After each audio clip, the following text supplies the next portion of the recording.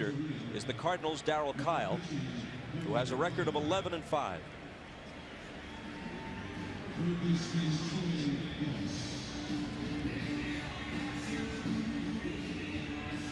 And here's the Angels' Troy Gloss. Tapping it foul. Speaking of the Olympics, Gloss was on the '96 U.S. Olympic team and hit 4 home runs over at Fulton County Stadium, where the Olympic baseball games were played in '96, as the U.S. team took bronze here in Atlanta.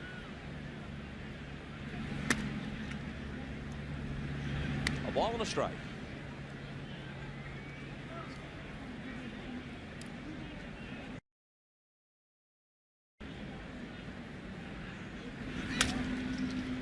Rolled towards short. Quick chance for Renteria just into the game, and he throws Gloss out. And we throw it over to Jim Gray. All right, thank you, Bob. A man who's in his own dugout had a home run in his own ballpark. What kind of a thrill was that in an All-Star game, Chipper? It's unbelievable. You know, any All-Star home run is very exciting, but to do it here in a home ballpark, it's doubly special. You said before we came on, it's as great a thrill as that of a World Series? Well, I only got 1 home run in the World Series, and that was off the Yankees, and their whole team could be here representing the American League anyway, so it's the same thing. They're both pretty comparable. Chipper, let me ask you, you guys have sustained an excellence for an awful long time, particularly throughout the regular season the past decade. How have you guys been so resilient with all of the changes that have gone on throughout baseball? You just got to give a lot of credit to the front office, to the players that we brought in for fitting in right away, to continue the excellence that we've had, not to mention the core of players that have been here all along, the Glavins, the Smoltzes, the Maddoxes, the young guys coming up, myself, Klesko, Andrew Jones. I mean, we got something special working. We don't ever want it to end. All right, Chipper, congratulations tonight. Look forward to seeing you in the second half of the season. Thank you. All right, Bob, back upstairs to you. All right, Jim and Chipper, our thanks to you. 2 balls and a strike to Carlos Delgado from the Toronto Blue Jays. That one misses 3-1. Bob, what has Delgado done this season, you ask? Oh, merely hit .363 and lead the American League with 28 home runs. And he's another special player that plays in Canada that doesn't get all the accolades that he deserves. He pokes that one the opposite way in foul ground, and there's no play. Except for the fans chasing after the souvenir.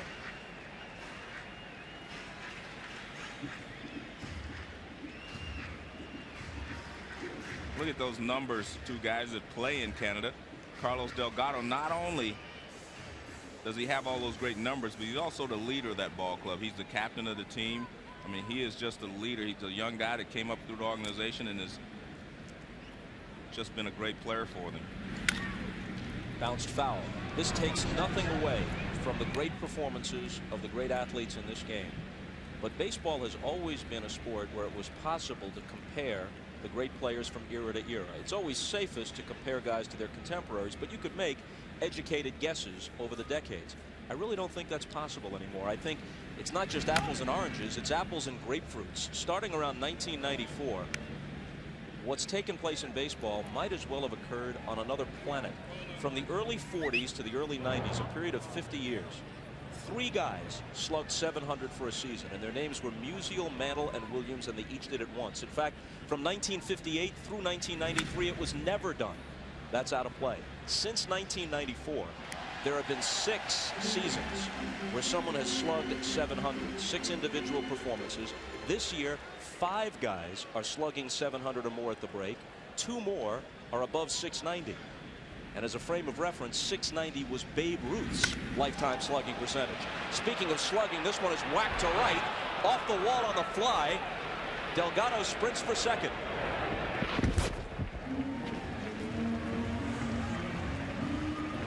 Well, one thing I wanted to point out, he hits the ball so hard. The ball even sounds different coming off of his bat. I mean, that's a pretty good pitch there from Kyle down and away. And he just rips it. The only reason it didn't go out, he didn't get it high enough, and he still only missed about 2 feet. Let's listen to this sound. He thinks it's gone, but it's not high enough. He knew he hit it hard enough to get it out. He just didn't get it high enough. Here's the White Sox fine leadoff man, Ray Durham. First pitch swinging, lifts a pop-up. Cirillo and foul ground. That's the second out.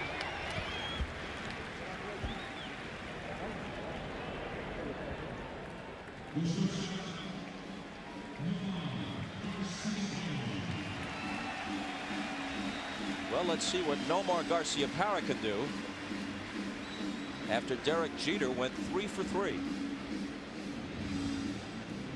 He said he might imitate Jeter's stance and mannerisms in the box. Let's see if he does.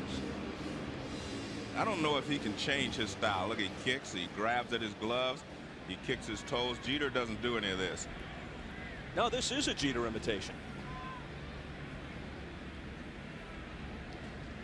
At least a modified attempt, and a line drive to left, taken out there by Sheffield.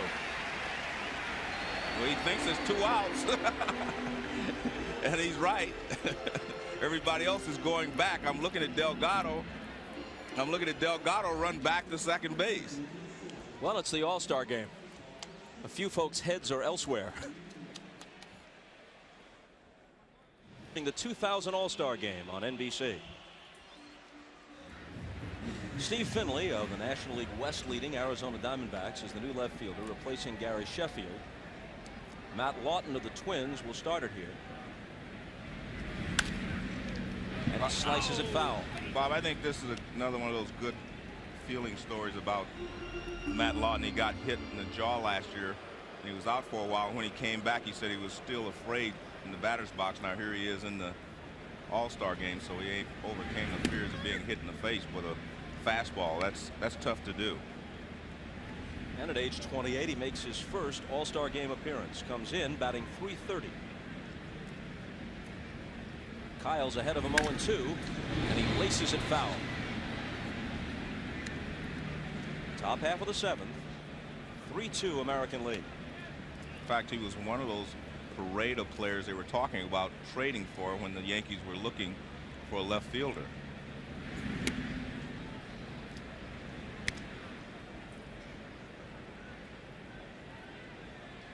The Yankees considered a whole slew of alternatives. They had a lineup, didn't they? Before acquiring David Justice. 2-2. I think everyone was rumored to go there except me and you. You might still be able to help. No.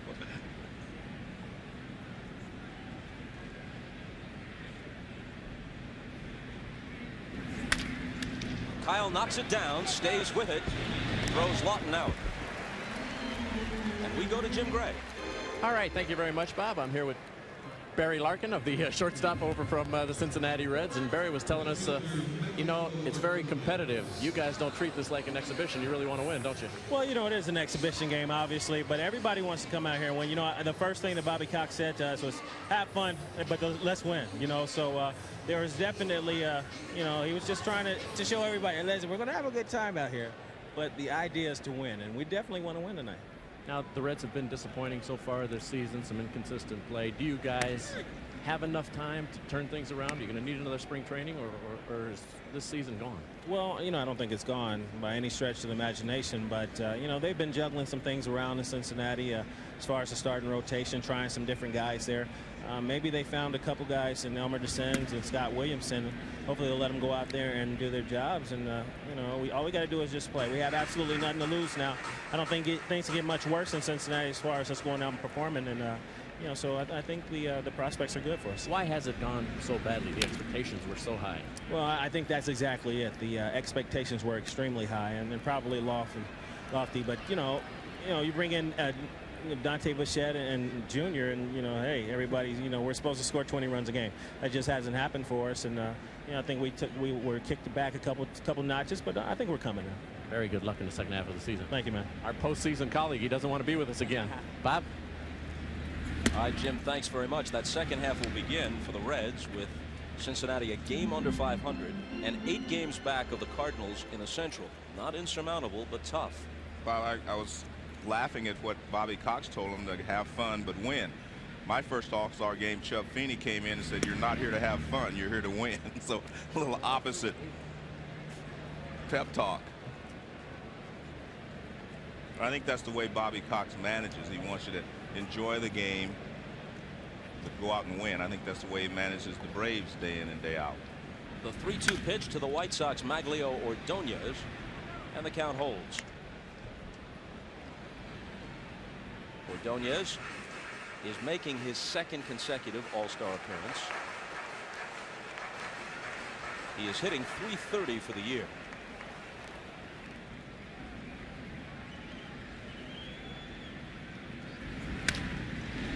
And it's still 3-2. Bob, you told the people at home to stop scoring. I think I stopped somewhere along the line. I'm lost here.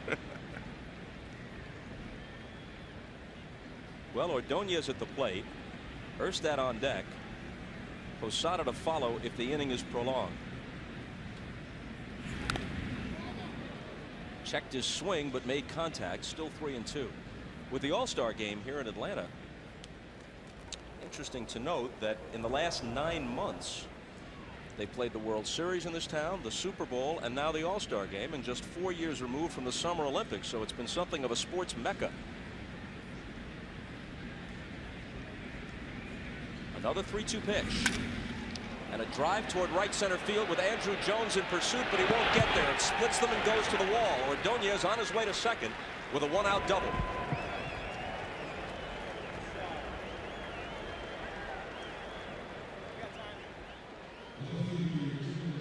This is what I like about the Chicago White Sox young hitters. Ordonez, Lee, Singleton.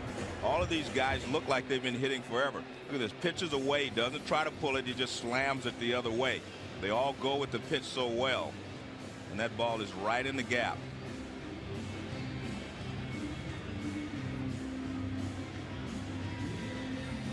The White Sox with baseball's best record, 23 games over 500, and most importantly 10.5 in front of the heavily favored Indians in the Central. The Indians have had a lock on that Central Division. Usually by this time of the year they're making plans for their postseason rotation. Now they got to figure out how to make up 10.5 lengths once the season resumes. Here's Darren Erstad, who leads the majors with 144 hits and actually is on pace to possibly break George Sisler's record. Bouncing ball to short. Renteria takes it. Ordonez moves up from second to third. That's the second out. George Sisler back in 1920 for the St. Louis Browns had 257 hits in a 154 game season. Darren Erstad, who is batting .384 at the midway mark, has a chance to break that record, which has stood for 80 years.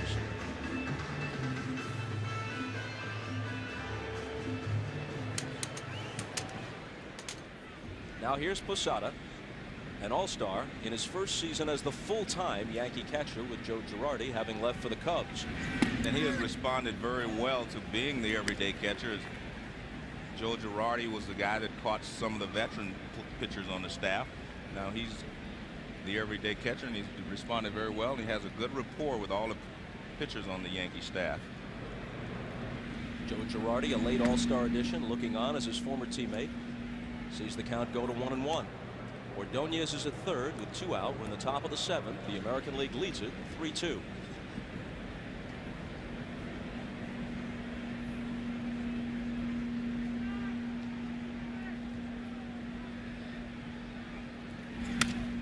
Sliced down to third base, scooped up there.